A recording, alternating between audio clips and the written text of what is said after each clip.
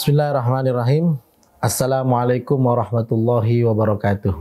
Sahabat Ruhama yang dirahmati Allah, kembali kita membahas tentang metode atau uslub yang digunakan oleh Nabi SAW di dalam menyampaikan ajaran-ajaran Islam kepada para sahabat. Selanjutnya di dalam kitab ini Ar-Rasulul Muallim disebutkan, jadi Nabi SAW itu ketika menyampaikan ajaran-ajaran Islam, riayatuhu sallallahu alaihi wasallam al-furuqa al-fardiyata fil muta'allimin. Jadi Nabi SAW itu membedakan antara sahabat-sahabat Nabi sesuai dengan kadar pemahamannya. Jadi sesuai dengan kadar pemahaman yang dimiliki oleh sahabat Nabi SAW itu, maka Nabi menempatkan mereka di posisi tertentu.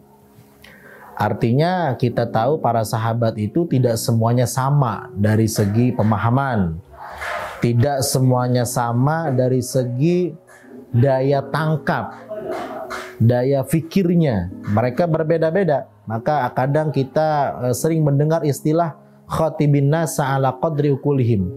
Bicaralah kepada manusia sesuai dengan kadar akal mereka, sesuai dengan kadar pemahaman mereka.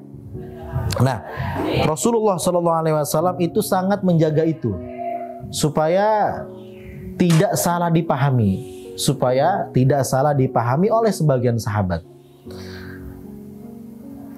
Seperti dalam riwayat Imam Bukhari dalam kitab Al-Ilmu dan Muslim dalam kitab Al-Iman, dalam Sahih Bukhari dan Muslim, bahwa suatu saat Anas bin Malik meriwayatkan sebuah hadis bahwa Rasulullah SAW wa Mu'ad bin Jabal radifu ala rahil. Jadi suatu saat Nabi SAW bersama dengan sahabat Mu'ad bin Jabal itu dalam suatu perjalanan. Kemudian Rasulullah SAW berkata, wahai Mu'ad, ya Mu'ad, qala labbaika ya Rasulullah wa sa'daik. Ya Rasulullah, labbaika ya Rasulullah. Ketika Rasulullah berkata kepada Mu'ad, Mu'ad menyambut perkataan Nabi dengan kata-kata labbaika wa sa'daik. Nah, ini sebagai satu ungkapan yang digunakan oleh orang yang dipanggil. Orang yang dipanggil dan menghormati orang yang memanggilnya dengan kata-kata labbaika wa sa'daika. Itu Nabi SAW mengatakan itu sebanyak 3 kali dan Mu'ad menjawabnya sebanyak 3 kali juga. Nah, kemudian Rasulullah SAW mengatakan kepada Mu'ad, ma min abdin yashhadu an la ilaha illallah, tidaklah seorang hamba yashhadu an la ilaha illallah, dia bersaksi, bersyahadat tiada ada Tuhan selain Allah Subhanahu wa taala. Dia bersyahadat, bersaksi tiada Tuhan yang wajib disembah, yang berhak disembah kecuali Allah Subhanahu wa taala. Wa anna Muhammadan abduhu wa rasulullah, dan bahwa sesungguhnya Muhammad adalah hamba Allah dan rasulnya Allah Subhanahu wa taala. Sidqan min qalbihi, jujur, tulus dari dalam hatinya. Illa harramahullahu 'alan nari, kecuali Allah Subhanahu wa taala akan haramkan jasadnya daripada api neraka. Artinya apa? Bahwa siapapun yang bersyahadat dengan syahadat hak, syahadat kebenaran, bahwa tiada Tuhan selain tiada ada Tuhan selain Allah, dan bahwa Rasulullah Muhammad adalah Rasul Allah Subhanahu wa taala, bahwa Nabi Muhammad adalah hambanya Allah Subhanahu wa taala, dia jujur dalam hatinya, maka balasannya, kata Nabi SAW, akan diharamkan baginya api neraka.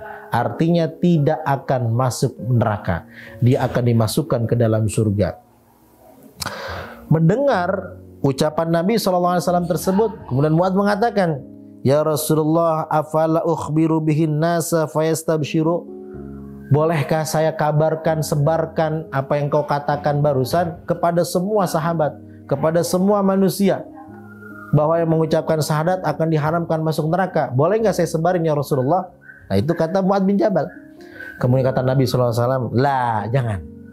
Kenapa? Idzan yattakilu, takutnya mereka bertawakal. Artinya apa? Takutnya mereka ketika disebutkan hal tersebut, mereka menganggap bahwa cukup bersahadat saja.